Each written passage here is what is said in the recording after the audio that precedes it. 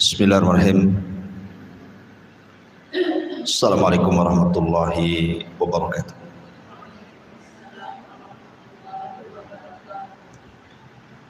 Alhamdulillah wassalatu wassalamu ala Rasulillah wa ala alihi wa sahbihi wa mawalah wa la hawla wa la quwata illa billahi wa ba'd. Alhamdulillah, di pagi menjelang siang ini kita bisa duduk kembali di Masjidul Hidayah dan kita masih membahas tafsir dari surah-surah pendek dalam juz amma, dan kita masuk pada hari ini pada surat yang ataupun surah Al-Insyiqaq.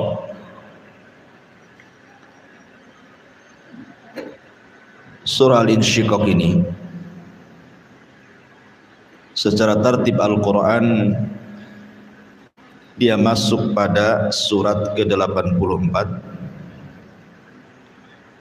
dengan jumlah ayat 25, jumlah kalimat 108, jumlah huruf 436,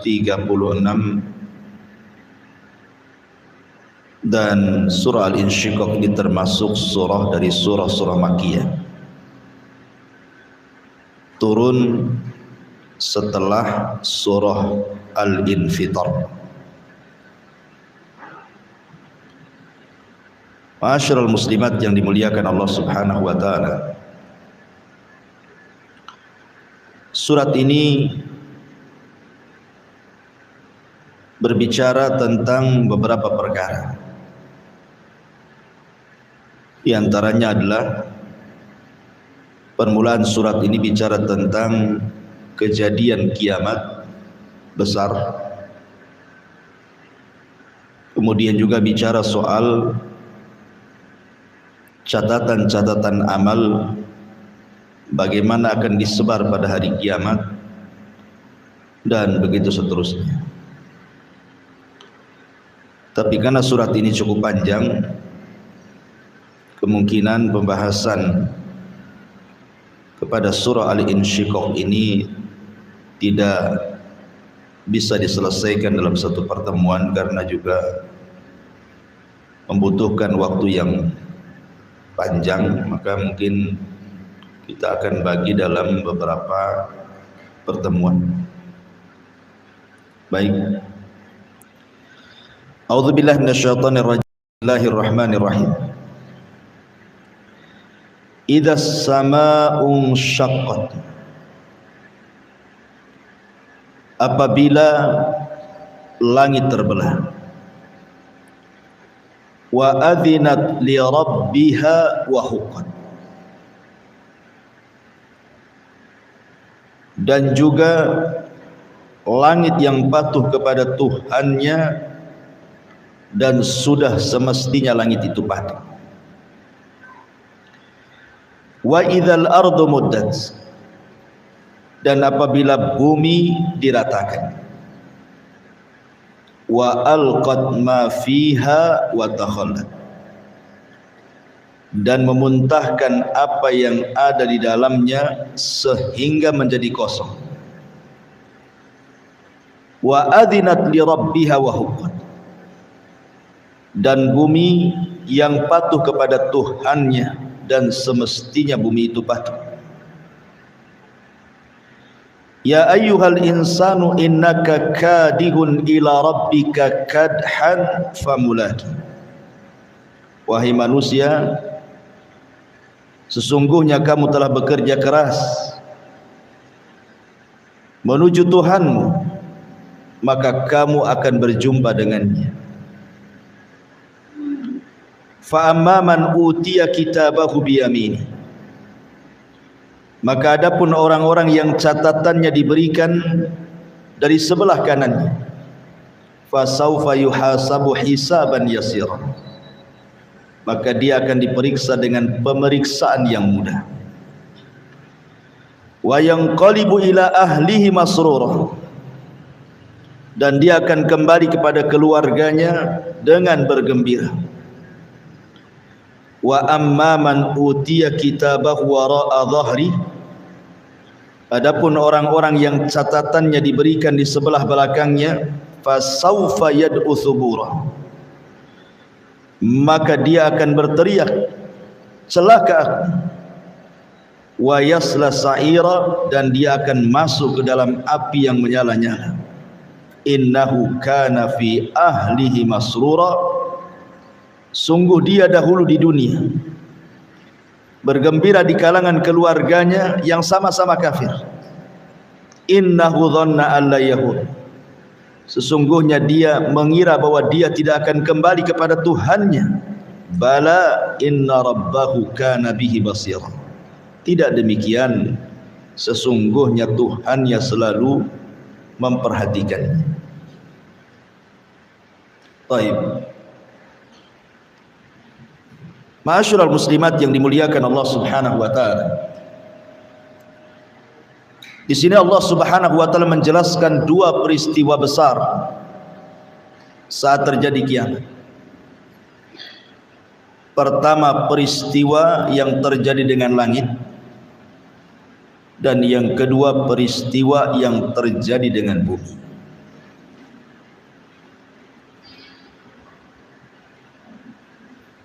Allah Subhanahu wa taala di sini mengatakan, apabila langit terbelah. Di beberapa ayat dalam Al-Qur'anul Karim dijelaskan tentang terbelahnya langit. Di antaranya disebutkan dalam surah Ar-Rahman ayat 37. Fa idzan syaqqatis sama fakanat wardatan kadhihan. Maka apabila langit telah terbelah dan menjadi merah mawar seperti kilapan minyak. Kemudian terulang dalam surah Al-Haqqah juga ayat 16, wan syaqqatis sama'u fahiya yauma idzin wahiyah, dan terbelahlah langit, karena pada hari itu langit menjadi lemah. Kemudian juga dalam surah Al-Infitar Allah mengatakan idzas sama'un fatarat, apabila langit terbelah. Dan juga Allah Subhanahu wa taala mengatakan yauma tubaddalul ardu ghairal ardi was samawati wa barazu lillahil wahidil qahhar. Ketika bumi diganti dengan bumi yang lain, demikian langit diganti dengan langit yang lain. Ma'asyiral muslimat yang dimuliakan Allah Subhanahu wa taala. Di sini Allah hendak menjelaskan dahsyatnya hari kiamat. Tentu kejadian-kejadian sebelum terbelahnya langit, ada kejadian yang mendahuluinya. Di antaranya munculnya dukhan, munculnya asap hitam yang tebal yang menggelapkan bumi, dan itu tersebar di atas langit. Di sini Allah Subhanahu wa taala berfirman, fartaqib yauma ta'tis sama bidukhanim mubin, maka nantikanlah hari ketika langit mendatangkan kabut asap yang sangat hitam yang tampak jelas, yang meliputi manusia, yaghshan nas, meliputi manusia, tentunya yang durhaka. Hadza adzabun alim, inilah azab yang sangat pedih bagi kalian. Jadi sebelumnya langit itu diliputi dengan asap tebal yang disebut dengan dukhan, dan ini tanda dari tanda-tanda kiamat besar. Sebagaimana Nabi SAW mengatakan bahwa tidak akan terjadi kiamat sampai datang 10 tanda-tanda yang memulainya. Kemudian Nabi SAW menyebutkan secara acak, salah satunya adalah Rasul menyebutkan ad-dukhan, asap tebal yang akan meliputi semua langit. sehingga menggelapkan bumi. Lah setelah asap langit itu, itulah tanda pertama kejadian langit. Karena ini termasuk tanda-tanda alamat kiamat besar. Apabila Allah Subhanahu wa taala kemudian mengizinkan Israfil untuk meniupkan sangkakalanya, maka disinilah terjadi idas samaun syaqqat. Tiba-tiba kemudian langit terbelah. Ma'asyiral muslimat yang dimuliakan Allah Subhanahu wa taala, isi langit itu adalah para malaikat, para nabi, ruh-ruhnya para nabi. Kemana ketika langit digulung dan dipecahkan itu? Ada yang mengatakan bahwa ruh-ruh para nabi mereka akan diletakkan di sebuah tempat namanya Illiyin bersama ruh-ruhnya orang-orang yang beriman. Adapun malaikat, maka mereka akan keluar dari langit lewat pintu-pintunya sampai ketika betul-betul langit sudah tidak ada malaikat lagi, barulah kemudian Allah Subhanahu wa taala pecahkan langit sehingga sudah tidak bisa menjadi atap bumi. Sebagian ahli tafsir ketika memberikan catatan kepada ayat yauma tubaddalul ardu ghairal ardi was samawat, pada hari di mana Allah mengganti bumi dengan bumi yang lain, serta Allah ganti langit dengan langit yang lain. Yang dimaksud adalah langit akan dijadikan atap berbahan emas mengkilau. Ini sebagaimana pendapat Ali bin Abi Thalib radhiyallahu. Ada juga langit saat itu akan menjadi sorga. Ini sebagaimana pendapat Ubay bin Ka'ab. Tapi ada juga yang mengatakan bentuk langit diubah dengan peristiwa matahari digulung, kemudian bintang-bintang dijatuh-jatuhkan, atau kejadian semacamnya. Dan ini merupakan pendapat Abdullah ibn Abbas radhiyallahu anhu. Tapi ada juga yang mengatakan bentuk perubahannya adalah langit ini akan berubah-ubah. Terkadang menjadi seperti luluhan perak atau seperti kilapan minyak. Dan ini seperti pendapat Al-Imam Ibnu Abdil Al-Ambari rahimahullahu ta'ala. Dan ada juga yang mengatakan bentuk langit diubah, artinya langit itu akan dilipat sebagaimana orang melipat kertas, sebagaimana Allah mengatakan yauma natwis sama, pada hari kami lipat langit seperti melipat kertas.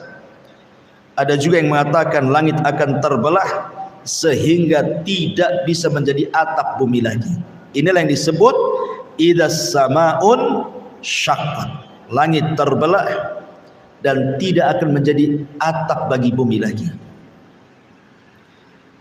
Langit yang kita lihat sekarang kan menjadi atap bagi kita, bagi atap orang-orang yang hidup di bumi. Sebagaimana Allah Subhanahu wa taala mengatakan, wa ja'ala lakumul arda firasya was sama banah. Dan kami jadikan langit itu sebagai bangunan atap untuk kalian. Tapi nanti ketika langit itu pecah, maka sudah tidak jadi menjadi atap bagi bumi lagi. Dan sudah tidak indah lagi. Kenapa? Karena langit juga sudah tidak ada berbintang lagi. Bintang dijatuh-jatuhkan. Kemudian matahari dan bulan disatukan.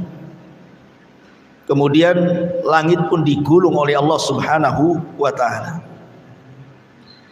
Itulah makna idas samaun syaqqat, apabila langit terbelah. Mana yang lebih dahulu, kehancuran bumi atau kehancuran langit? Sebagian para ulama mengatakan bahwa kehancuran bumi lebih dahulu dibandingkan kehancuran langit.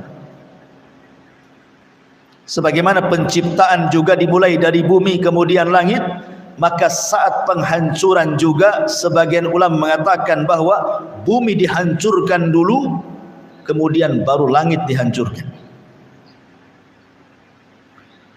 Ketika Allah Subhanahu wa taala berfirman dalam surah Al-Insyiqaq di sini, di mana Allah Subhanahu wa taala katakan dalam ayat selanjutnya, Allah mengatakan apabila langit dipecahkan, kemudian langit akan taat kepada perintah Allah Subhanahu wa taala,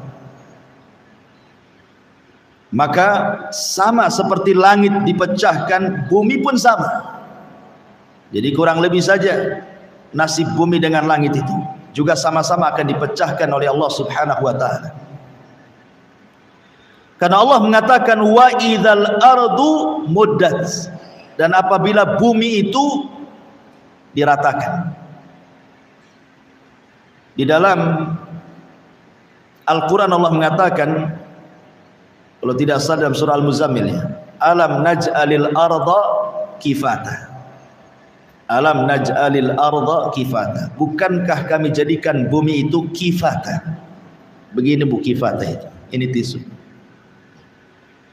Sekarang bumi yang kita pijak itu seperti tisu, saya lipat seperti ini,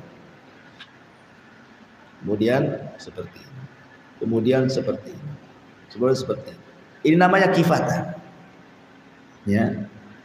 Jadi bumi yang sekarang ini bentuknya kifata, dilipat oleh Allah Subhanahu wa taala.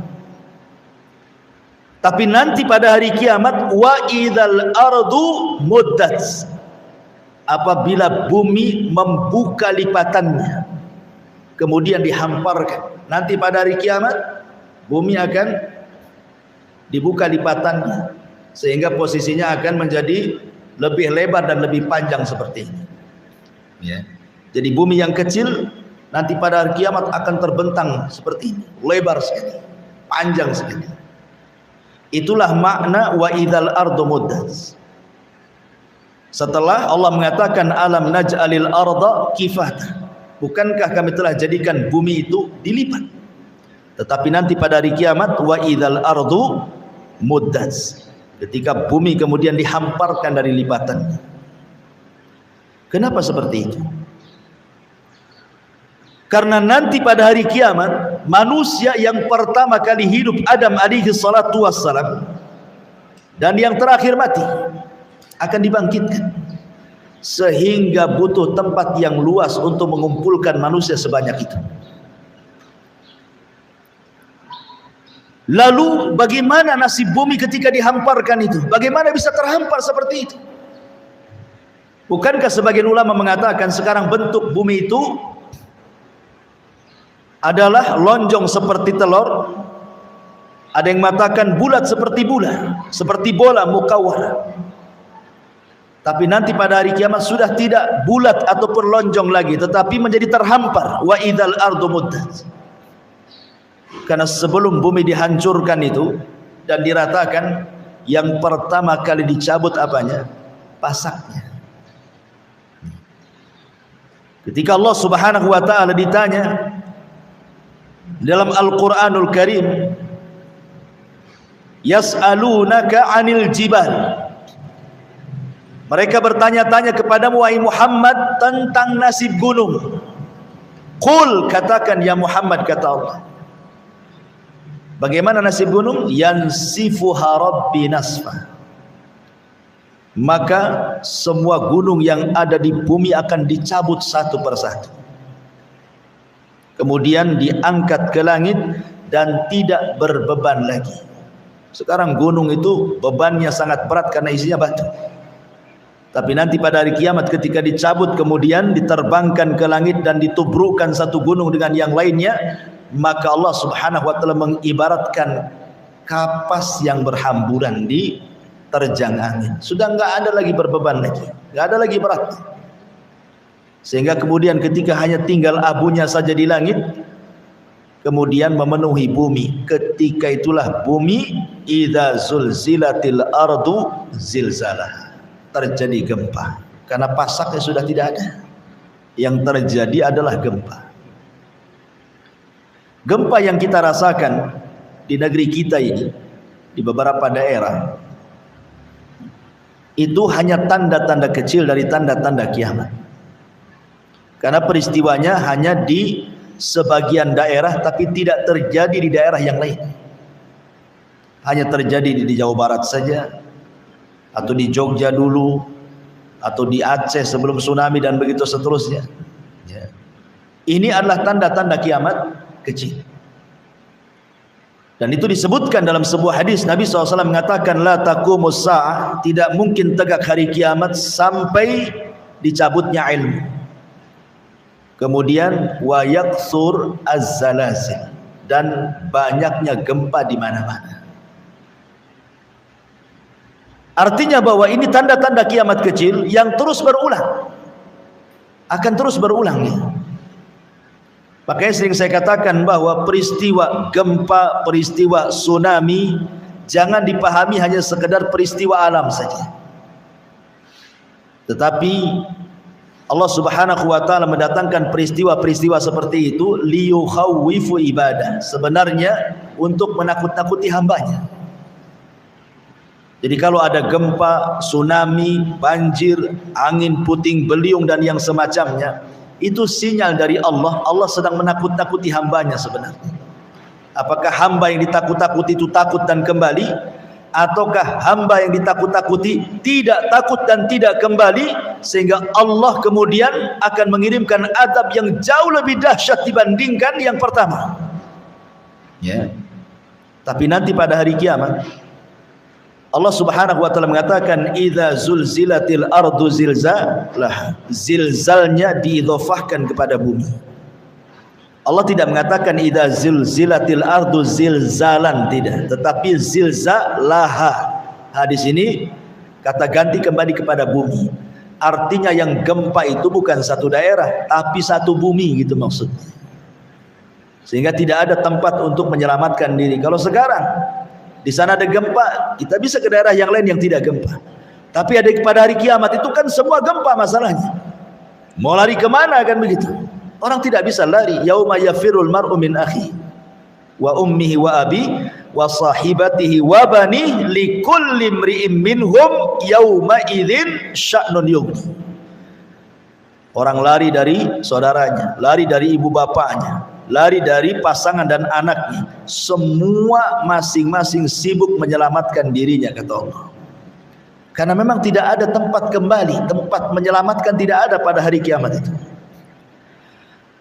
Belum lagi kemudian Allah Subhanahu wa taala mengatakan wa alqat ma fiha wa takhallat, dan kami keluarkan beban-beban isi bumi itu. Di mana orang-orang yang tidak tahu apa isi perut bumi itu nanti pada kiamat akan tahu tuh isinya. Orang yang tidak pernah melihat emas, memakai emas, nanti pada hari kiamat akan tampak tuh emas-emas yang keluar dari perut bumi, emasnya, peraknya, jamrudnya, dan yang selama ini dikorek oleh manusia, kemudian dicari-cari, kemudian diambil dan dijualnya, nanti pada hari kiamat keluar sendiri tuh. Itulah makna wa alqat ma fiha wa takhallat. Makanya ketika Nabi SAW bercerita tentang Dajjal, apa kata Dajjal? Wahai bumi, ukhruji kunuzak, wahai bumi, keluarkan pembendaharaan dari perutmu. Maka dari bumi terbelah keluarlah emasnya, peraknya, jamrudnya, apapun yang dikehendaki manusia. Dajjal kabulkan dengan izin Allah Subhanahu wa taala untuk memfitnah manusia. Tapi nanti pada hari kiamat, ketika manusia melihat emas perak yang keluar dari perut bumi, mereka hanya bisa memandang tapi tidak mau mengambilnya. Untuk apa mau diambil? Toh itu hari terakhir kehidupan alam semesta, nggak ada gunanya ya. Kalau sekarang iyalah nengok emas, pengen beli, pengen punya gitu ya. Tapi pada hari kiamat emas di mana-mana itu, nggak tertarik ibu melihatnya juga, nggak tertarik. Buat apa juga memilikinya kalau habis itu kemudian dihancurkan alam semesta, kan nggak ada gunanya juga gitu. Makanya kemudian Allah mengatakan wa alqat ma fiha wa takhallat, terjadilah kehancuran bumi sehingga bumi menjadi rata serata-ratanya. Dari sini Allah Subhanahu wa taala ketika menjelaskan yauma tubaddalul ard ghairal ardi, pada hari di mana bumi diganti dengan bumi yang lainnya. Terjadi silang pendapat, maksudnya bumi yang kita pijak diganti dengan bumi yang lainnya itu apa maksudnya? Ulama tafsir mengatakan, ada yang mengatakan bahwa setelah kehancuran bumi ini, Allah akan ganti dengan tanah yang lain berwarna putih seperti perak, tidak ada satupun orang yang berbuat maksiat di atasnya. Diganti warnanya seperti warna yang sangat putih bersih seperti kilapan perak, karena tidak ada orang yang berbuat maksiat satupun di permukaan. Ini pendapat Abdullah ibn Abbas dan yang lainnya. Ada juga yang mengatakan bahwa bumi itu akan diganti dengan bumi yang lain, maksudnya bumi akan dijadikan neraka. Dan ini adalah pendapat Ubay ibn Ka'ab. Ada juga yang mengatakan bumi ini akan diganti dengan bumi dari bahan perak.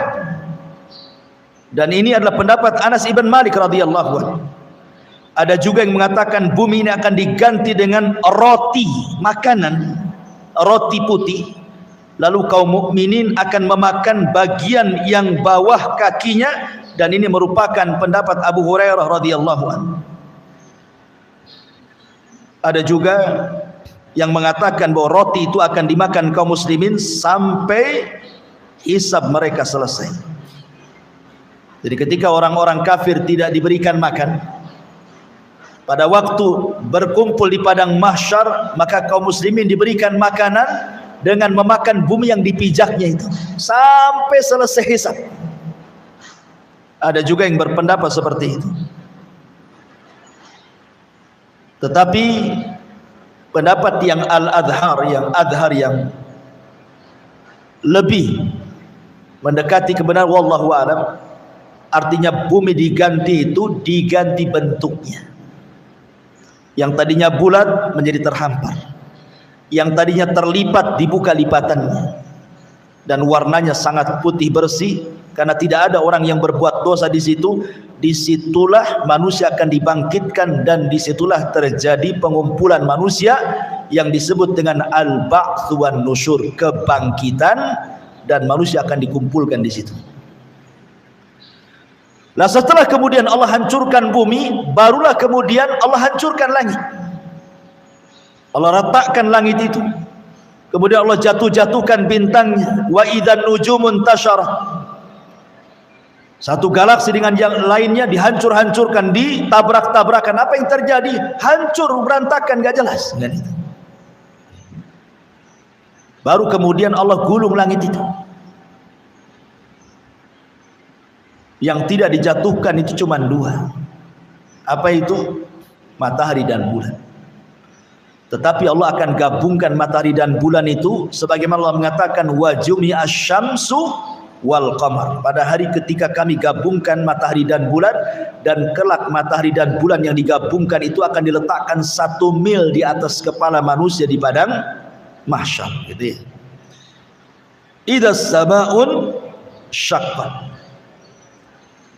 Apabila langit dibelah. Wa adinat li rabbiha wa huqqat. Dan apabila langit patuh kepada Tuhannya, dan sudah semestinya langit itu patuh. Subhanallah. Allah Subhanahu wa taala mengatakan, a antum asyaddu khalqan amis sama' banaha, kata Allah. Apakah penciptaan engkau wahai anak Adam lebih hebat, lebih dahsyat dibandingkan penciptaan langit? Tentu penciptaan langit lebih hebat, lebih dahsyat dibandingkan penciptaan kita. Karena langit makhluk Allah yang jauh lebih besar dibandingkan kita, berlipat-lipat yang tidak tahu berapa hingganya. Jangankan kita, bumi saja apabila dibandingkan langit ibarat cincin dilempar ke padang pasir, kan? Padang pasir itulah langitnya, cincin itu buminya. Itu bumi, Bu, kalau dibandingkan dengan langit. Sekarang perbandingan ibu sendiri dengan langit kira-kira seperti apa? Mungkin tidak ada titiknya tuh. Kalau peta itu tidak ada pulaunya, saking kecilnya gitu.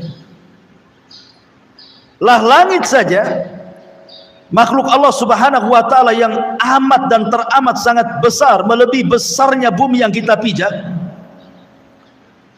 Bagaimana Allah Subhanahu wa taala menjelaskan ketaatan langit dan bumi di hadapan Allah Subhanahu wa taala. Perhatikan dalam Al-Qur'an, "Tsumma stawa ilas sama wa hiya dukhan faqala laha walil ardi tiyana tau'an au karhan qalata ataina ta'in."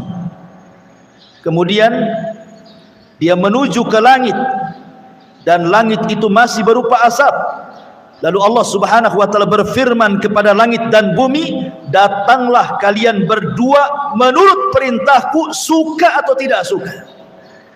Maka langit dan bumi mengatakan, "Kami datang kepadamu ya Rabb dengan penuh kepatuhan." Kalau langit saja makhluk yang sangat besar, bumi makhluk yang sangat besar yang di dalamnya ada lautan dan gunung dan yang lainnya, apabila Allah memerintahkan kepada kedua makhluk ini, dua-duanya taat. Kata Allah, "Pecahlah kau langit, langit akan pecah. Gempalah kau bumi, bumi akan gempa." Kalau langit dan bumi saja patuh dengan perintah Allah Subhanahu wa taala, bahkan alam semesta patuh kepada Allah Subhanahu wa taala, rupanya ada makhluk yang ketika diperintahkan tidak pernah patuh dengan Allah. Siapa dia? Manusia dan jin. Manusia dan jin apabila diperintahkan Allah Subhanahu wa taala, sebagian mereka tidak patuh. Padahal penciptaan manusia tidak lebih hebat dibandingkan penciptaan langit. Harusnya ketika Allah memerintahkan manusia itu harus lebih patuh dibandingkan langit dan bumi, kan? Tapi lihat bagaimana degilnya manusia. Diperintahkan oleh Allah Azza wa Jalla untuk mengucapkan kalimat la ilaha illallah, malah mengkufurinya. Diperintahkan oleh Allah untuk membaca Al-Quran, malah ditutupnya Al-Quran itu. Diperintahkan oleh Allah untuk solat, malah tidak mau melangkahkan kakinya untuk melaksanakan solat, dan begitu seterusnya. Antum asyaddu khalqan amis sama banaha, kata Allah. Apakah penciptaan kamu lebih hebat dibandingkan langit, kata Allah, sehingga tidak patuh? Jangan seperti itu. Makanya di sini Allah mengatakan, "Idas sama'u syaqqat wa adzinat li rabbiha wa huqqat." Lihat, makhluk sebesar langit taat dengan Allah Subhanahu wa taala. Suruh hancur-hancur, suruh belah-belah. Begitu juga bumi. Wa huqqat wa idzal ardu muddat wa alqat ma fiha wa takhallat wa adzinat li rabbiha wa huqqat. Bumi pun luar biasa taatnya dengan Allah, dan sudah selayaknya bumi taat dengan Allah Subhanahu wa taala. Di zaman Nabi Musa alaihi salatu wassalam, datang Qarun hendak memfitnah Nabi Musa dengan membayar seorang pelacur dan mengatakan, "Wahai wanita pelacur, saya akan berikan keinginanmu, sebut saja upahmu berapa, tapi syaratnya katakan engkau sudah berzina dengan Musa di depan manusia." Akhirnya kemudian Qarun mengumpulkan manusia, membuat makar kepada Nabi Musa. Ketika manusia Bani Israel sudah kumpul tuh, Musa hadir di situ, Qarun hadir di situ, wanita pelacur juga hadir di situ. Kemudian Qarun mengisyaratkan kepada wanita itu untuk bicara bahwa dia sudah berzina dengan Nabi Musa. Bagaimana Qarun hendak mempermalukan Nabi Musa, membunuh karakternya di hadapan Bani Israel. Masa seorang nabi berzinah dengan wanita pelacur, kan gitu? Mana marwahnya? Tapi wanita pelacur ini tidak tega untuk mengatakan seperti itu. Terkadang dia menatap wajahnya Nabi Musa, terkadang dia menatap wajahnya Qarun. Tiba-tiba dia berteriak, "Sesungguhnya Qarun sudah memerintahkan aku dan membayar aku untuk mengatakan aku berzina dengan Nabi Musa," katanya. Marah Qarun. Tidak sesuai dengan rencananya. Rupanya wanita ini tidak mau menyakiti Nabi. malah mengatakan sebaliknya. Qarun memerintahkan aku untuk mengatakan aku berzina dengan Nabi Musa, padahal aku tidak berzina dengan dia. Maka Musa emosilah. Maka Musa kemudian berdoa kepada Allah, ya Rabb, ya Rabb. Maka Allah mengatakan, ya Musa, perintahkan saja bumi itu. Perintahkan bumi yang di bawah kakimu itu, maka dia akan taat kepadamu sesuai dengan perintahku. Maka Musa mengatakan, ya ardh bli'i, wahai bumi, telanlah Qarun dan seluruh kekayaannya. Tiba-tiba bumi terbelah dan Qarun pun masuk di situ, kekayaannya masuk di situ, dan Allah katakan fa khassafna bihi wa bidarihil ardh. Kami tenggelamkan Qarun dan seluruh kekayaannya ke perut bumi. Ya. Bumi taat dengan perintah Allah. Kata Allah, ya Musa, perintahkan saja bumi itu, maka dia akan taat kepadamu karena aku yang perintahkan. Artinya bahwa bumi yang besar ini gitu ya, yang ada gunung di dalamnya, makhluk yang luar biasa di hadapan Allah, tetap taat dengan perintah Allah. Lah kita yang ada di atas buminya, kenapa tidak taat dengan perintah? Bumi yang kita pijak aja taat. Inilah yang kemudian menjadikan manusia itu zaluman jahulan. Sudah zalim, jahil lagi. Harusnya dia lebih taat dibandingkan bumi yang dipijaknya. Ini juga faedah dari kalimat wa adzinat li rabbiha wa huqqat. Dan bumi taat, dan sudah selayaknya bumi taat dengan perintah Allah Subhanahu wa taala. Ma'asyiral muslimat yang dimuliakan Allah Subhanahu wa taala. Inilah kondisi langit dan bumi pada hari kiamat. Kemudian Allah Subhanahu wa taala mengatakan ayat selanjutnya, wa adinat li rabbiha wa huqqat ya ayyuhal insanu innaka kadihun ila rabbika kadhan famulaki. Wahai manusia, sesungguhnya kamu telah bekerja keras menuju Tuhanmu, maka kamu akan menemui Tuhan. Dunia ini bukan tempat istirahat. Dunia ini tempat bekerja, tempat beramal. Sebagaimana perkataan Ali radhiyallahu an, al-yaum yaumul amal wa ghadan yaumul hisab. Hari ini, kata Ali, adalah hari kita saatnya beramal soleh, karena besok pada hari kiamat itulah hari kita akan dihisab di hadapan Allah. Makanya sering saya nasihati, Bu, ya, bagaimana Hasan Al-Basri rahimahullahu ta'ala menasihati kepada kita bahwa kita hidup ini cuma 3 hari. Kita hidup ini cuma 3 hari. Hari yang sudah berlalu, hari yang sedang kita lalui, dan hari esok hari. Adapun yang sudah kita lalui tidak mungkin kembali. Hari yang sudah berlalu kan tidak mungkin kembali.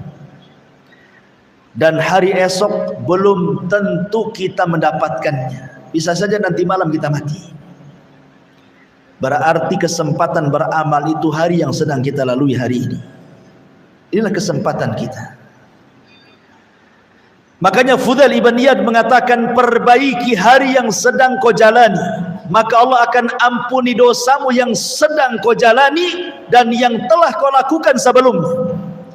Tetapi kalau kehidupan yang kau jalani kau berbuat jahat dan juga berbuat maksiat, maka Allah akan azab waktu yang sedang kau jalani dan maksiat yang sudah kau lakukan sebelumnya.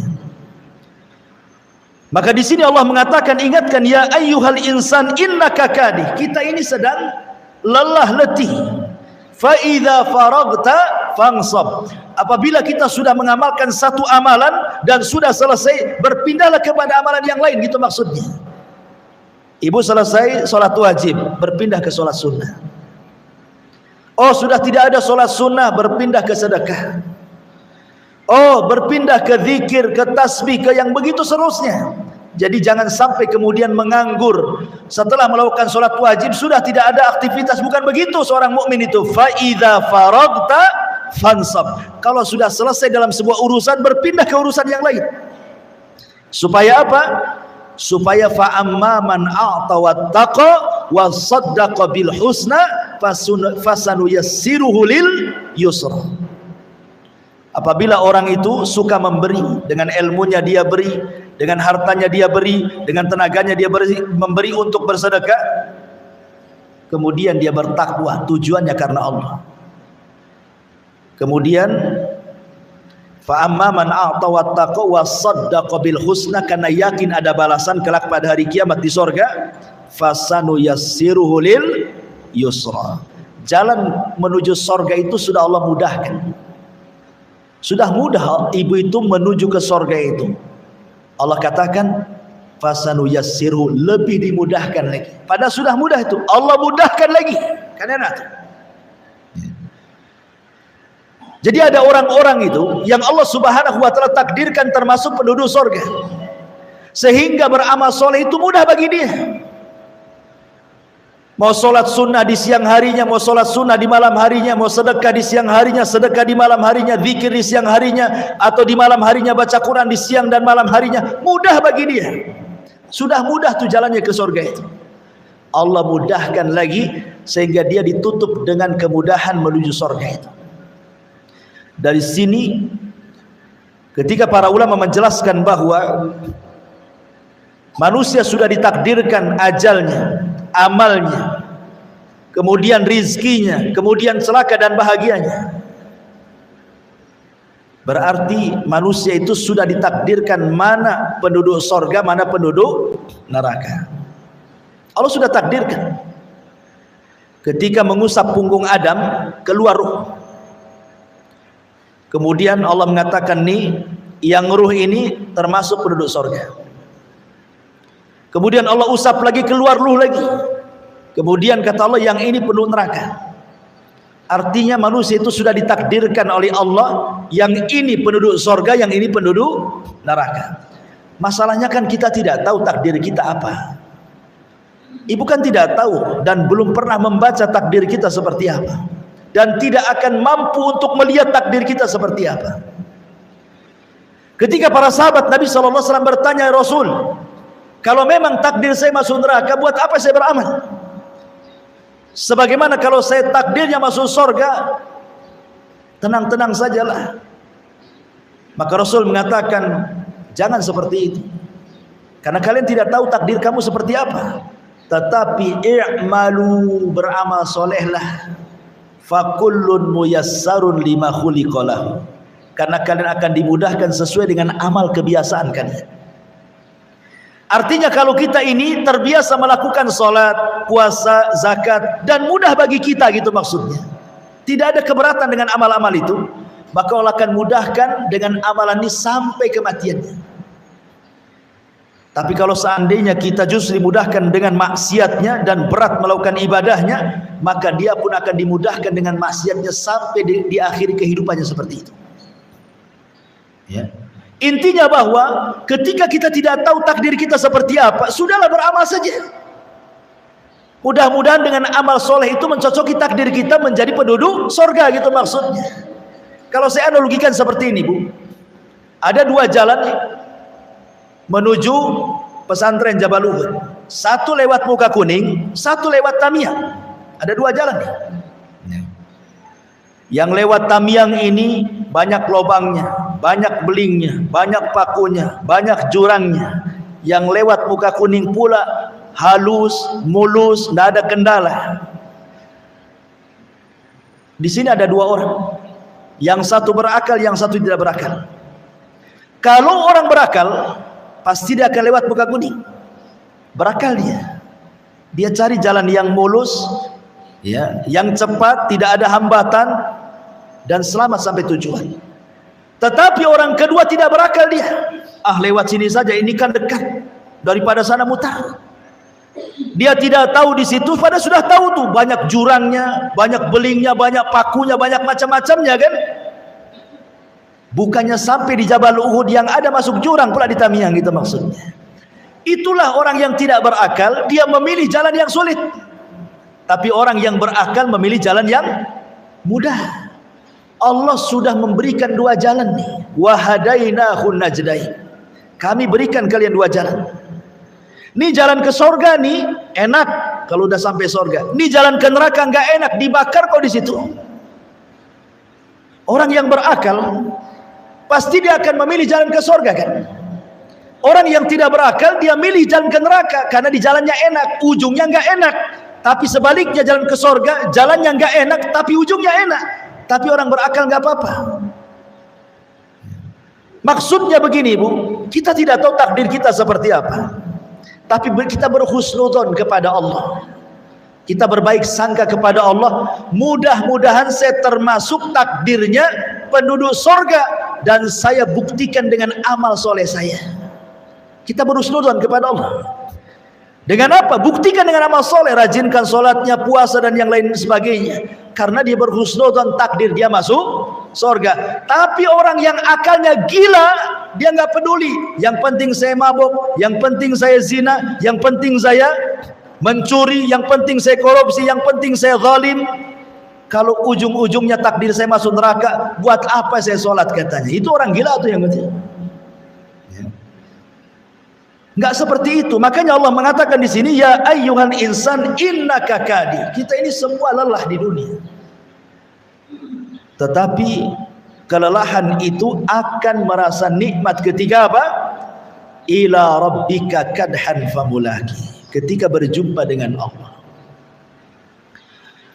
Ulama tafsir mengatakan kalimat kadhan famulakihi di sini ada hi, dhamir, ya, kata ganti.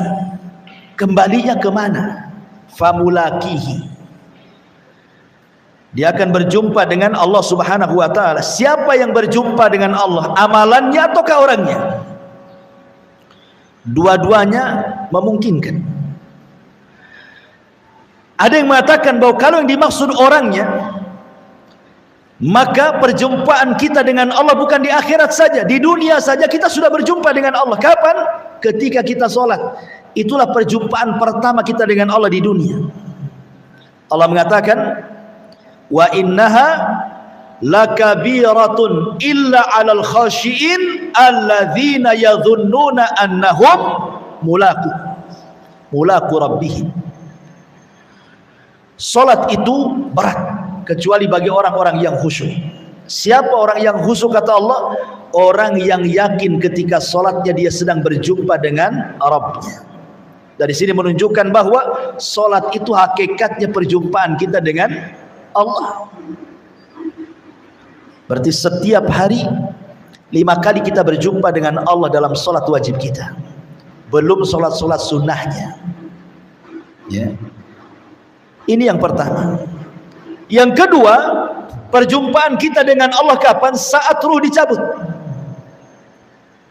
Ketika ruh kemudian dimasukkan ke kain kafan dari sorga dengan bau yang sangat semerbak sehingga melambung ke langit, kemudian dibukakan pintu langit pertama sampai ke 7, kemudian ruh ini dijumpakan dengan Allah dan catatannya mengikuti di bawahnya.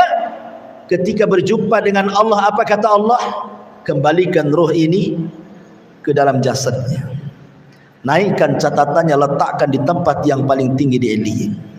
Ini pertemuan kedua, ruh kita dengan Allah Subhanahu wa taala. Pertemuan yang ketiga di padang mahsyar, ketika Allah Subhanahu wa taala datang dan mengatakan waja'a rabbuka wal malaku saffan saffa. Dan ketika Rabbmu datang dan malaikat bersaf-saf, maka orang-orang yang beriman akan melihat Allah, dan itu ziyadatun nikmat, tambahan nikmat yang luar biasa. Belum masuk sorga sudah memandang wajah Allah. Kemudian di sorga, dan itulah nikmat yang paling besar. Tidak ada nikmat melebihi nikmat ru'yatullah, memandang Allah, dibandingkan nikmat sorga itu sendiri. Dan itu setiap saat kita bisa memandang Allah sesuai dengan pertemuan kita di bumi. Siapa yang banyak berjumpa dengan Allah di bumi dalam salatnya, maka dia paling banyak memandang wajah Allah di sorga. Al jaza min jinsil amal, balasan itu sesuai dengan amalannya. Ini kalau yang dimaksud adalah pelakunya. Tapi kalau yang dimaksud amalannya, famulaki itu maksudnya amalannya. Akan berjumpa seseorang dengan amalannya. Maka ini pun terjadi di bumi.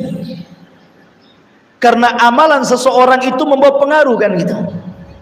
Amalan seseorang itu membawa pengaruh. Orang kalau suka berbuat baik, maka dia akan merasakan perubahan dalam dirinya. Artinya dia sedang menjumpai amalannya, pengaruh amalannya ada. Kemudian yang kedua, amalannya akan berjumpa dengan Allah ketika ruh naik, catatannya mengikuti di bawahnya. Maka kita akan berjumpa dengan amalannya. Kapan itu? Di alam kubur. Amalan itu akan menjelma menjadi manusia yang tampan dan cantik kalau perempuan. Kemudian menemani kita sampai kiamat dibangkitkan. Ketika kiamat mau dibangkitkan, kita tanya, kamu ini siapa baik kali menemani aku dalam kubur ini? Maka orang yang tampan, yang indah, yang wangi, yang mengasihkan itu mengatakan, ana amaluka saleh, sayalah amal solehmu, sayalah solatmu, sayalah zakatmu, sayalah silaturahimmu, sayalah zikirmu, sayalah baca Quranmu, dan begitu seterusnya. Dia akan mendapatkan amalannya di kuburannya. Kemudian kelak pada hari kiamat, ketika catatan-catatan amalnya kemudian disebar oleh Allah Azza wa Jalla, maka orang-orang yang beriman akan mendapatkan amalannya dengan cara mengambil dengan tangan kanannya. Dengan bangganya dia mengatakan, ha'umuqra'u kitabiyah. Oh, lihat, baca catatanku, saking bangganya dia. Karena sudah tahu dia termasuk penduduk surga.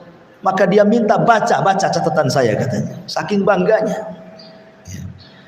Dan tentu ketika orang masuk surga, betul-betul dia akan mendapatkan amalannya dengan ditentukannya derajat di mana kita ditinggalkan di surga itu. Itulah yang dimaksud, ya ayyuhal insan innaka kadihun ila rabbika kadhan famulaki. Fa amma man utiya kitabahu biyamini. Adapun orang-orang yang catatannya diberikan dari sebelah kanannya, fasaufa yuhasabu hisaban yasira, maka dia akan diperiksa dengan pemeriksaan yang mudah, wa yanqalibu ila ahlihi masrura, dan dia akan kembali kepada keluarganya yang sama-sama beriman seraya bergembira, masing-masing bergembira masuk ke dalam surga. Wa amma man utiya kitabahu wara'a dhahri, adapun orang-orang yang catatannya diberikan dari sebelah belakangnya, fasaufa yad'u thubura, dia pun akan berteriak, celaka aku, celaka aku. Wa yasla sa'ira, dia pun akan dimasukkan ke dalam neraka, apinya yang menyala-nyala. Hisab di akhirat itu ada dua. Ada hisab yasir dan ada hisab asir. Ada hisabnya mudah dan ada hisabnya sulit. Tapi di sana juga ada orang-orang yang tidak akan mendapatkan hisab. Sebagaimana 70.000 orang yang masuk surga tanpa hisab. Jadi ada orang-orang yang tanpa hisab masuk surga direct begitu, langsung. Tanpa azab lagi. Tetapi kan tidak banyak. Kebanyakan mereka adalah umat yang dihisab. Lah hisab ada dua macam. Hisab mudah dan hisab sulit. Hisab mudah ini dalam bentuk pertanyaan tapi tidak berhajat kepada jawaban. Hanya mengakui nikmat saja. Ya fulan, dulu aku sudah memberikan kau harta yang banyak. Kata si fulan, betul ya. Dulu aku sudah berikan kau pasangan yang baik-baik. Kata dia, betul wahai Rabb. Dulu aku berikan kau anak yang soleh dan soleh. Kata dia, betul wahai Rabb. Jawabannya betul, betul, betul, betul. Ya. Dia hanya mengiyahkan atas nikmat yang Allah anugerahkan ketika di dunia. Itu hisabnya mudah tuh. Yang kayak gitu tuh. Dia hanya mengiyahkan apa yang dikatakan Allah kepadanya. Tapi di sana ada hisab yang sulit. Kapan itu? Ketika terjadi perdebatan antara dia dengan Allah. Sebagaimana hadis Nabi SAW, manukisha halak. Barang siapa yang terjadi perdebatan dengan Allah, hancur dia, masuk neraka dia. Ya. Ketika Allah Subhanahu wa taala mengatakan, bukankah dulu aku berikan nikmat, kenapa kau tidak begini? Oh enggak begitu. Dia bantah. Ya. Seperti Allah Subhanahu wa taala mengatakan kepada para orang-orang yang mati syahid, orang-orang yang ahli sedekah, orang-orang yang pakar Quran, diperlihatkan nikmatnya kepadanya tuh. Kemudian Allah katakan, betul itu nikmatmu? Iya. Untuk apa? Sedang apa kau itu? Oh, saya sedang jihad untukmu. Kata Allah, kadzabta, dusta kamu. Oh iya Rabb, itu untukmu. Kadzabta, dusta engkau. Terjadi perdebatan. Ini kalau terjadi perdebatan saat hisab, halak, hancur dia. Ini disebut hisaban asir. Hisabnya sulit. Ya. Maka kita berdoa untuk diberikan hisab yang mudah. Nah, di sini Allah Subhanahu wa taala menjelaskan di antara rangkaian hisab itu adalah mengambil catatan. Setelah Allah Subhanahu wa taala menerbangkan catatan-catatan itu, maka manusia terbagi menjadi 3 kelompok. Ada yang mengambil catatannya dengan tangan kanannya, ada yang mengambil catatan dengan tangan kirinya, ada yang mengambil catatan dengan tangan kiri di balik punggungnya, wara'a dhahri, di balik punggungnya. Ya, karena manusia di dunia juga ada 3 kelompok, ada mukmin, ada kafir, ada munafik. Tentu akan berlainan cara mengambil catatannya. Mukmin tangan kanan, kafir tangan kiri, munafik tangan kiri di balik punggungnya. Karena orang munafik lebih jahat dibandingkan kafir, makanya dipersulit cara mengambilnya. Sudah dengan tangan kirinya di balik punggungnya lagi. Karena tidak ada azab yang paling rendah melebihi azabnya orang munafik di neraka. Tentu munafik i'tiqad di sini, munafik keyakinan. Lah orang-orang yang beriman apabila memandang catatannya, umpamanya dia pandang catatannya, ketika dia membaca catatan kebaikan, langsung bercahaya wajahnya. Dia baca lagi catatan kebaikan yang lain, makin bercahaya, makin bercahaya, makin bercahaya. Yauma tabyaddu wujuh wa taswaddu wujuh, kata Allah. Pada hari itu ada wajah-wajah yang putih dan berseri-seri. Wajahnya memutih, dan dia pun berseri-seri saking bahagianya.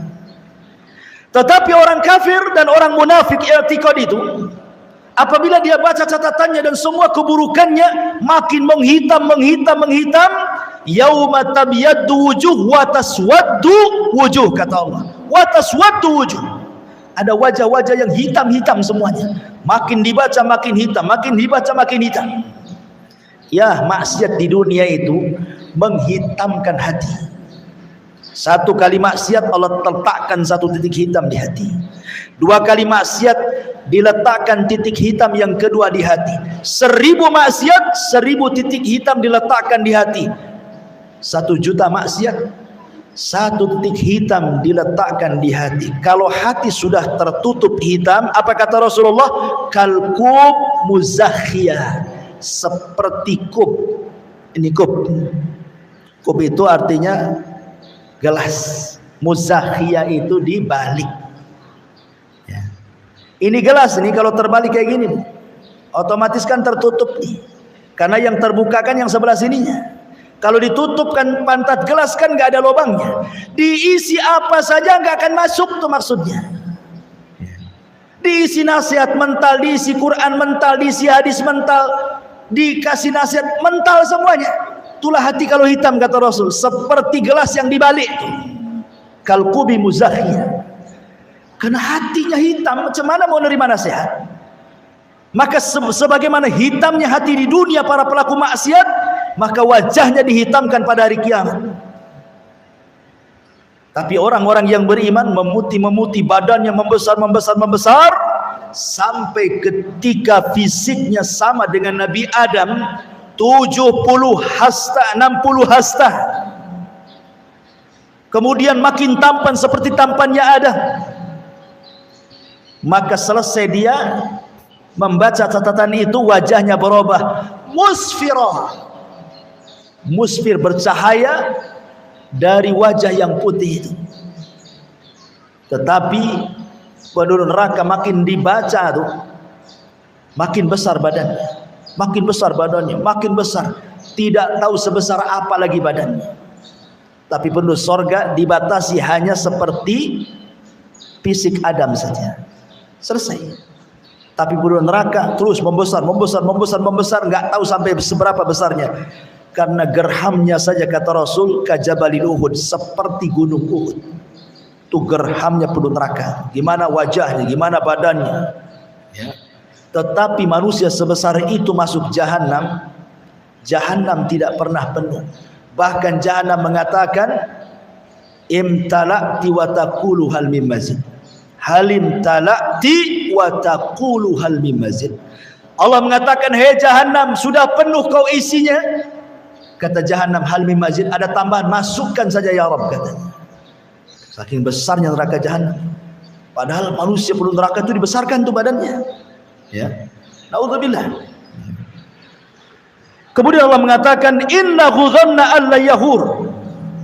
Sungguh dia mengira bahwa dia tidak akan kembali kepada Tuhannya. Orang-orang kafir atau para pendusta dan para pendosa itu di dunia, dia sangka dia tidak akan kembali kepada Allah. Bala inna rabbahu kana bihi basira. Tidak demikian, sesungguhnya Tuhannya selalu memperhatikannya. Jadi Allah ketika mengatakan innahu kana fi ahli masrur, orang yang ketika di dunia bersenang-senang dengan keluarganya, kerjanya hanya shopping saja, dunia saja, jalan ke sana kemari saja, tidak ada aktivitas ibadah untuk dia karena dia pikir tidak akan ada hisab. Rupanya pada hari kiamat semua akan terbalik semuanya. Makanya Aisyah radhiyallahu anha ketika bertanya kepada Rasul soal hadis, man ahabba liqa Allah ahabballahu liqa'ah wa man kariha liqa Allah karihallahu liqa'ah. Siapa yang cinta ingin berjumpa dengan Allah, Allah cinta berjumpa dengan dia. Siapa yang benci berjumpa dengan Allah, Allah pun benci berjumpa dengan dia. Apa maknanya?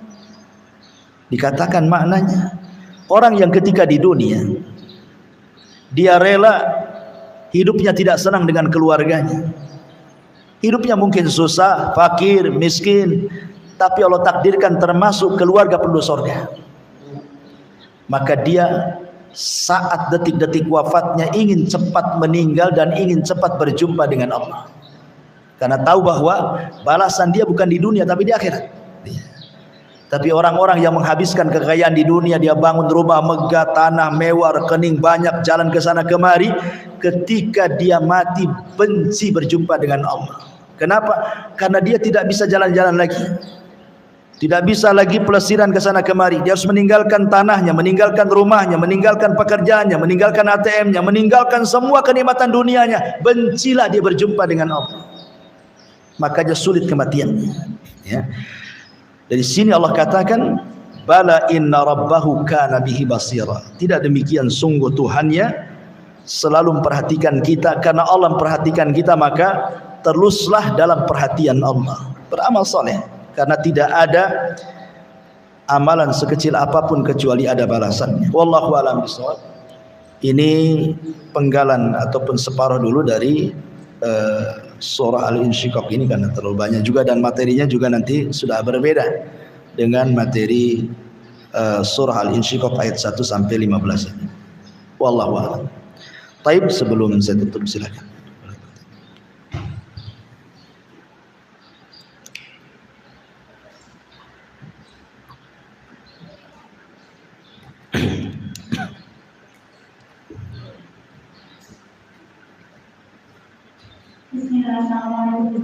Waalaikumsalam. Ya ayuhan insan inna dari Islam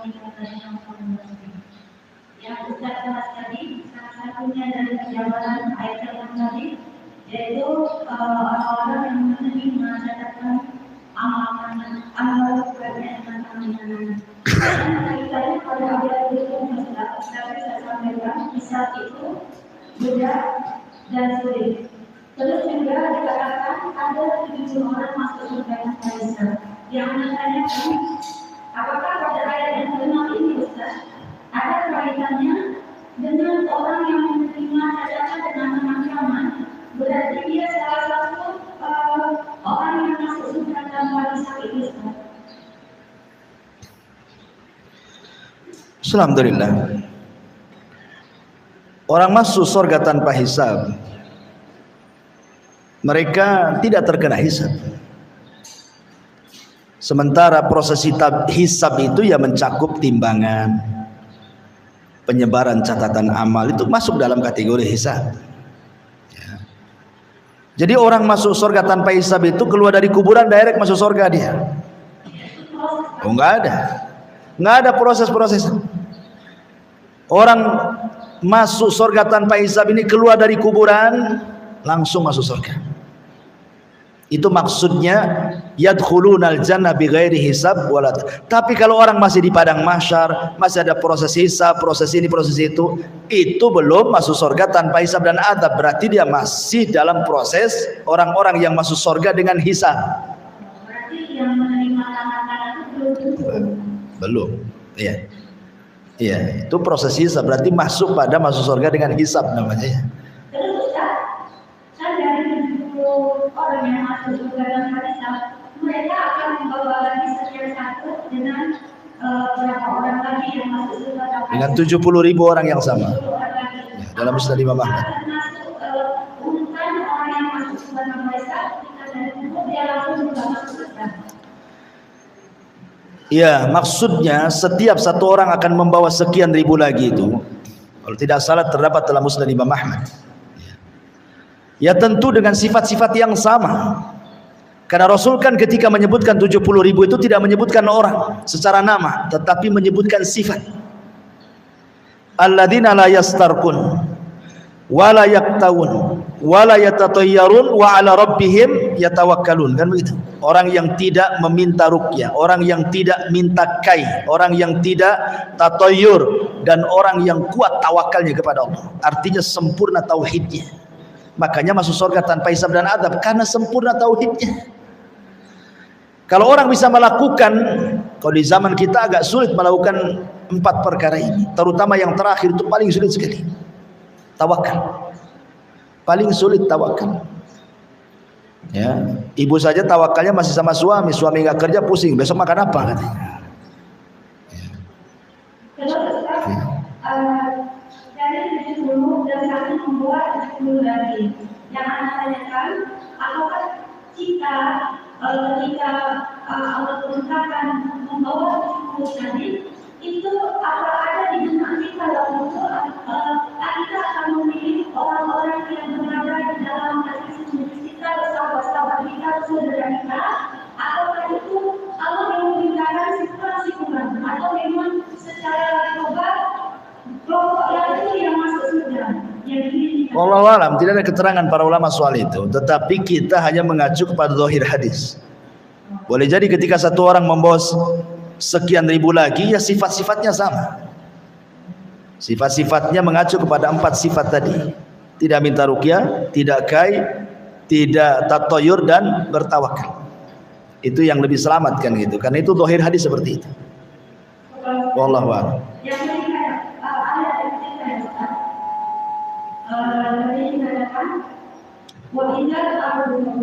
Tadi Ustaz jabarkan bumi itu dilipat-lipat seperti yang Ustaz perumpamakan contoh tadi. Kemudian bumi itu dihamparkan.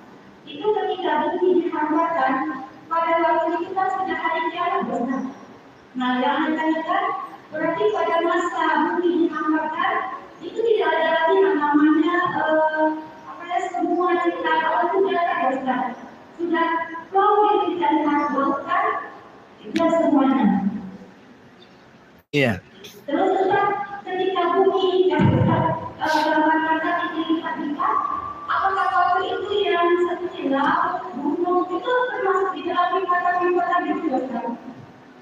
Taib. Ya, alhamdulillah. Bumi apabila dihamparkan ini sudah selesai. Sudah selesai terjadi kehancuran alam. Karena ketika terjadi kehancuran alam, bumi tidak berbentuk lagi. Gunung dicabut, laut ditumpahkan, bumi digempakan. Macam mana bentuk bumi itu? Dan itu kehancuran itu selama 40, tanpa menyebut 40 hari, 40 bulan, 40 tahun. Wallahu a'lam. Karena hadis Abu Hurairah mengatakan antara tiupan sangkakala pertama ke kedua itu jaraknya 40. Kata sahabat Abu Hurairah, kau kan mendengar dari Nabi, apakah 40 tahun? Kata Abu Hurairah, fa abaitu, aku enggan menjawabnya. 40 bulan, fa abaitu, aku pun enggan menjawabnya. 40 hari, aku pun enggan menjawabnya. Tetap yang jelas di angka 40 itu.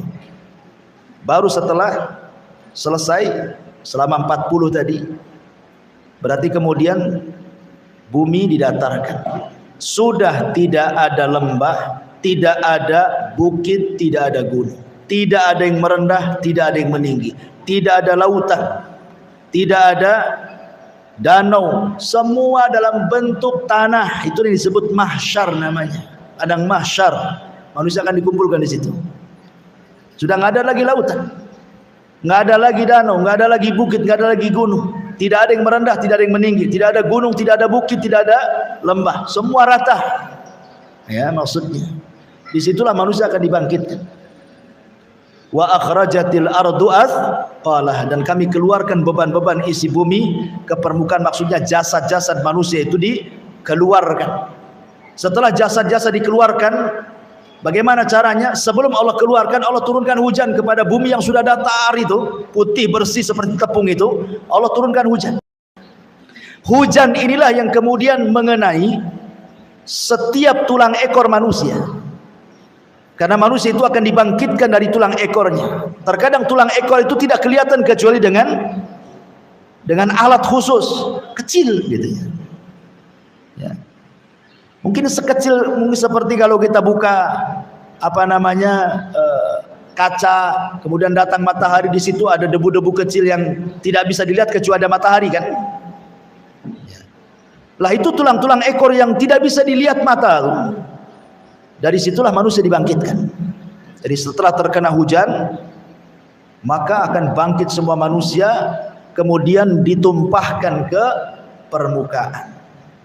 Setelah semua ada di permukaan, jasad itu semuanya, di sini Allah firmankan, wa idzan nufusu zuwizat. Ruh yang ada di iliyin dilepas semuanya. Ruh yang ada di sijin, ruhnya orang kafir dilepas semuanya, melesat ke semua badan-badannya sejak zaman Adam sampai yang terakhir mati. Maka orang yang pertama kali bangkit adalah Nabi SAW. Ana awal man anshaqqu bihil qabr. Akulah yang pertama bangkit dari kuburan. Kemudian aku melihat Nabi Musa sedang bersandar. Aku tidak tahu apakah dia dulu ataukah aku, kata Nabi. Dan pada hari kiamat ketika dibangkitkan, khufatan, tidak beralas kaki, khufatan, tidak bersandal, uratan, tidak berpakaian, khufatan, uratan, ghurlan, buhman, tidak beralaskan kaki, tidak berpakaian, kembali tidak ada di khitan, buhman, tidak membawa sehelai harta di badan, dan posisinya dikembalikan kepada seperti sebelum disunat. Kenapa? Untuk mempertanggungjawabkan semua badan. Makanya yang tadi sudah disunat dikembalikan lagi, tidak di khitan, supaya mempertanggungjawabkan semua badan di hadapan Allah Azza wa Jalla. Nah, gitulah kondisi manusia, dan manusia ketika dibangkitkan sesuai dengan kematiannya. Wallahu a'lam. Iya. Ketika tadi Allah menyatakan dari semua tubuh sudah masuk kepada jasadnya, terus berkaitan dengan ayat yang kita bahas tadi, bahwa manusia menerima catatannya dengan tangan kanan, tangan kiri, dan berbunuhnya. Karena yang memiliki yang kafir dan yang kafir.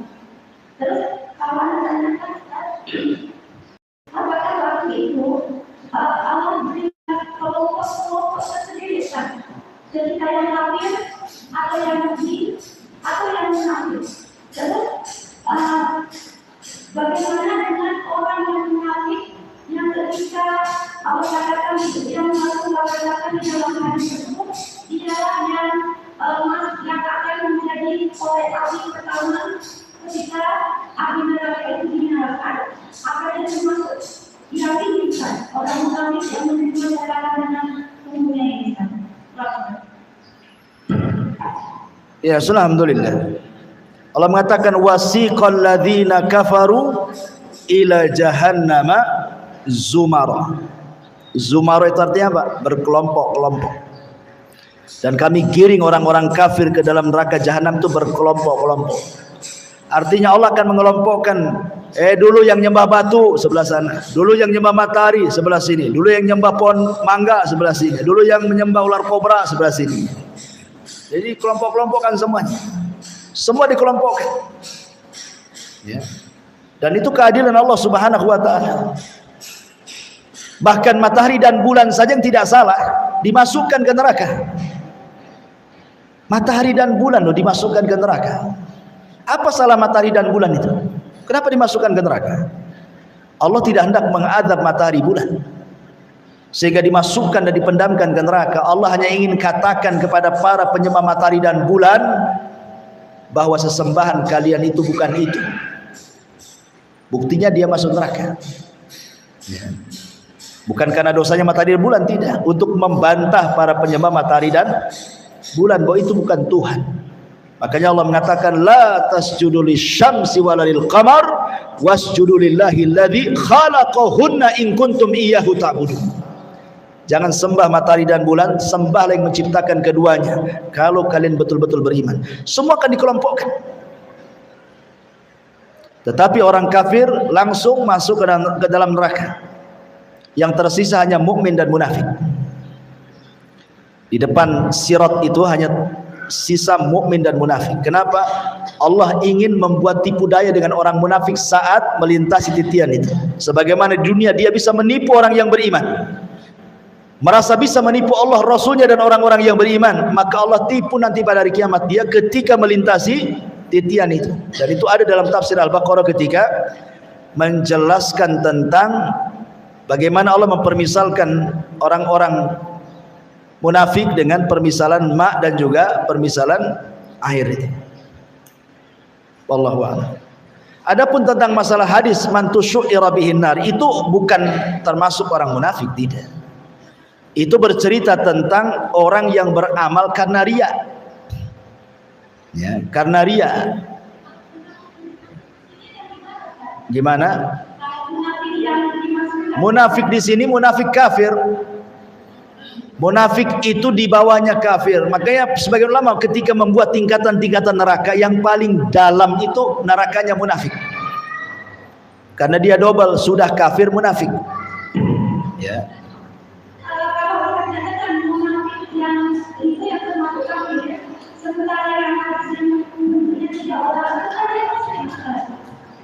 Dengerin dulu, saya jelasin. Ya. Yang saya maksudkan munafik di sini, yang maksud neraka yang paling dalam itu maksudnya munafik i'tiqad. Makanya saya ulang-ulang, munafik i'tiqad, munafik keyakinan. Itu paling berat siksaannya, melebihi orang kafir. Kalau saya boleh tingkat-tingkatan menurut ulama, neraka yang paling bawah itu nerakanya munafik. Berdasarkan nas Quran, innal munafiqina fi darkil asfali minan nar. Orang munafik itu paling dasar, intip neraka yang paling dalam. Kenapa? Karena munafik itu hakikatnya kafir. Dia menggabungkan dua wajah, pertama kafir, yang kedua munafik. Sebenarnya dia kafir, cuma berpura-pura muslim, makanya munafik. Berarti double dosanya. Kalau orang kafir kan jelas kafir, kita tahu dia kafir. Kalau orang munafik itu tidak tahu kafir karena ngaku Islam, makanya hukumannya paling bawah. Baru kemudian di atasnya lagi, lain lagi. Di atasnya orang munafik, baru cerita orang murtad. Orang murtad di bahaya karena dia pernah Islam, murtad. Dia lebih bahaya dibandingkan kafir asli. Ya. Lebih kafir asli jelas kafir. Ini pernah Islam masalahnya, maka dia di bawahnya kafir asli lagi. Orang murtad itu. Naudzubillah. Ya, wallahu a'lam. Waalaikumsalam. Boleh nggak jauh-jauh ya?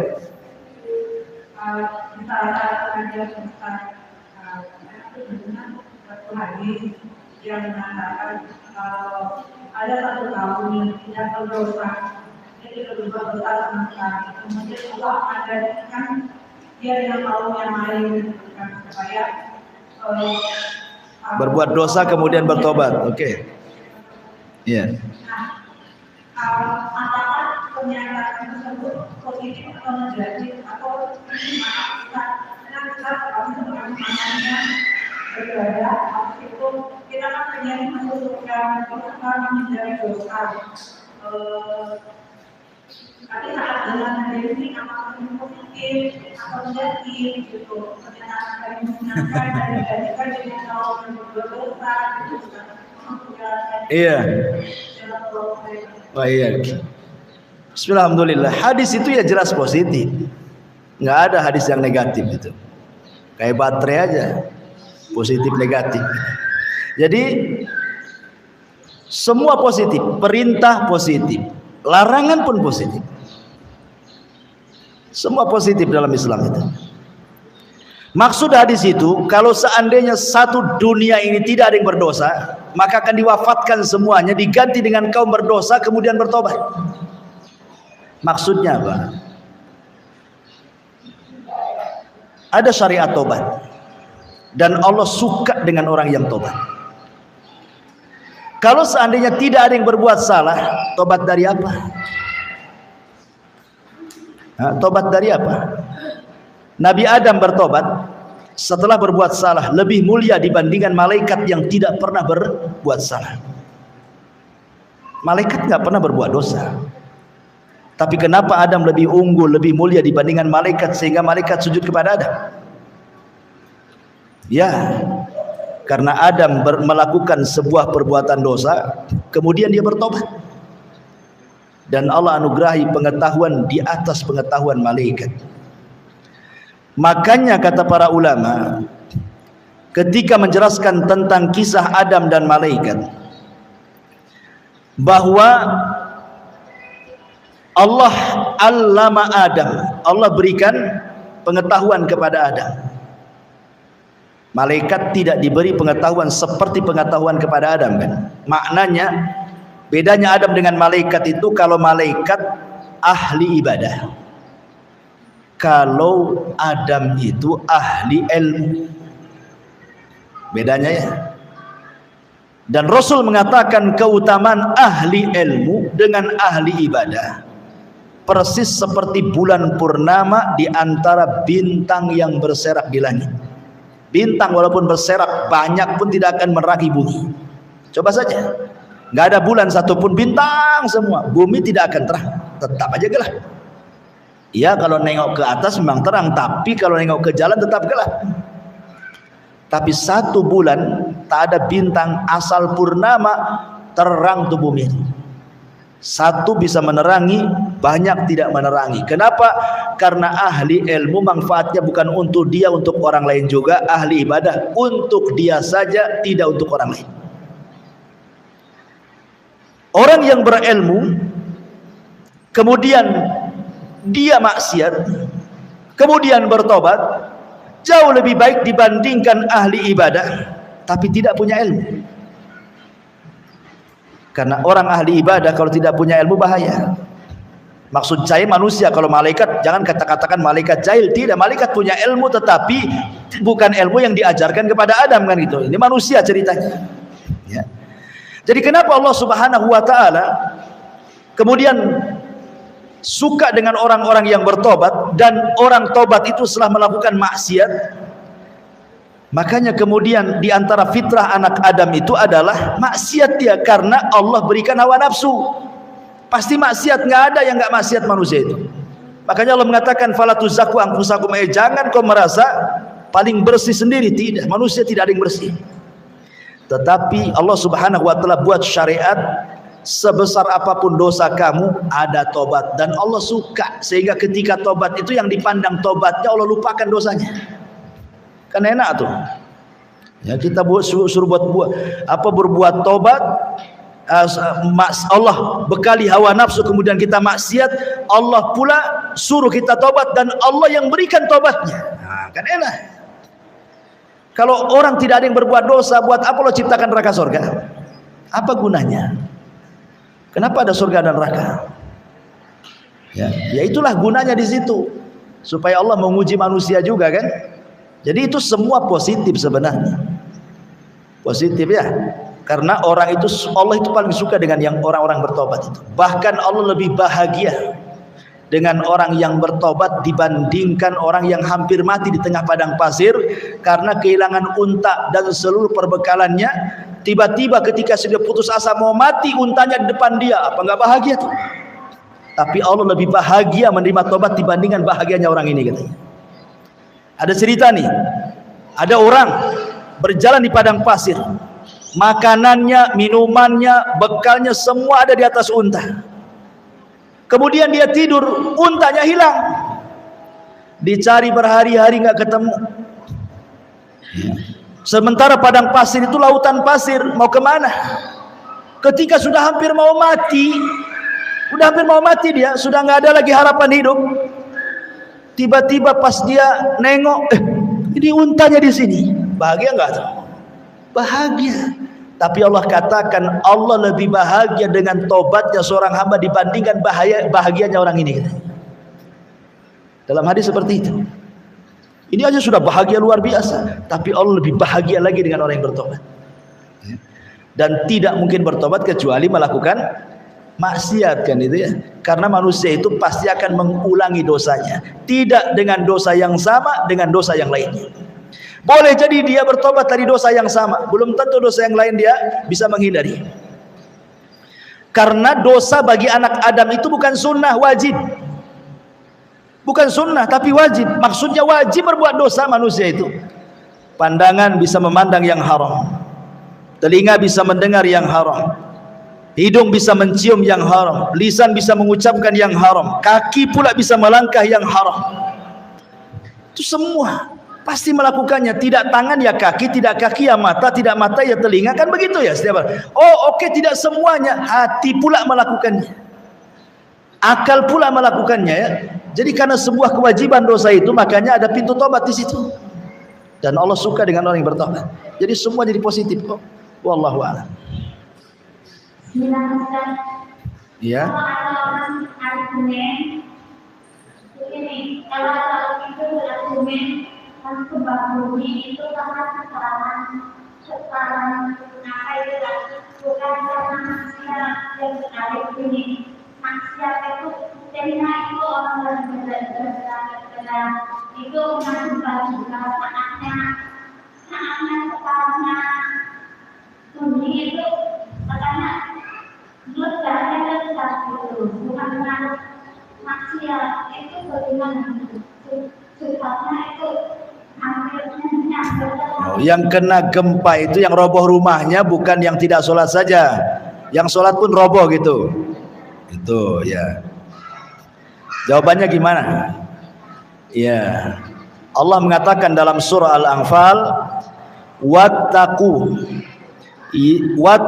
fitnatal la tusibannal ladzina zalamu minkum khassa. Takutlah akan azab, akan fitnah. Kalau Allah timpakan, maka yang terkena bukan orang zalim saja, tapi orang baik pun terkena imbasnya. Kapan itu? Ketika al-amru bil ma'ruf dan nahyu anil munkar itu tiada di sebuah tempat. Ketika orang baiknya membiarkan kesyirikan, padahal dia tahu itu syirik. Ketika orang baiknya membiarkan penyelisihan sunnah, tahu itu menyelisih sunnah, diam saja dia. Ketika orang baiknya membiarkan perzinahan, membiarkan pelacuran, membiarkan homoseksual, LGBT dan yang semacamnya, mabuk-mabukan, narkoba dan semacam, dibiarkan saja, lu gua bahasanya. Yang penting saya nggak make, kau mau make terserah kau lah katanya.